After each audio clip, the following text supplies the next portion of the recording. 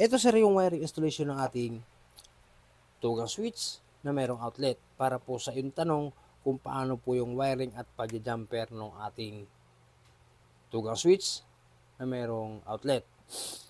Yung isang switch natin ay para sa ilaw at yung isang switch natin ay kinukontrol yung ating outlet. Ito po sir yung kanyang wiring. Ito yung ating line 1. Pumunta yan dito sa isang switch. At para magka-supply itong isang switch, maglalagay tayo ng jumper papunta rito sa kabilang switch. Para magka-supply ng line 1 yung ating outlet na kinokontrol ng ating switch. Buhat doon sa taas sa terminal ng ating switch, doon sa may on-side ng ating switch, maglalagay tayo ng jumper papunta rito sa ating outlet para magka-supply na line 1 yung ating outlet. Para naman makumpleto ang supply ng ating outlet na line 2. Buhat doon sa line 2 ng ating circuit breaker, kasama yung isang line ng ilaw.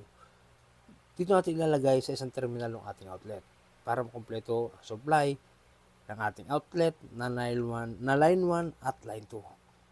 So ito sir, yung wiring installation ng ating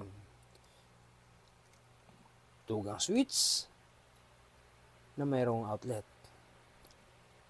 Itong return ng ating isang ilaw, dito natin nilagay yan sa isang switch.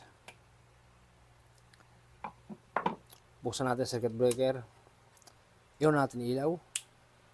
I-on natin yung pangalawang switch para dito sa ating outlet at ating subukan.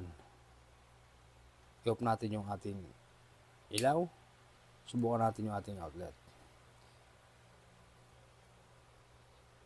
Meron na supply yung ating outlet. I-off natin.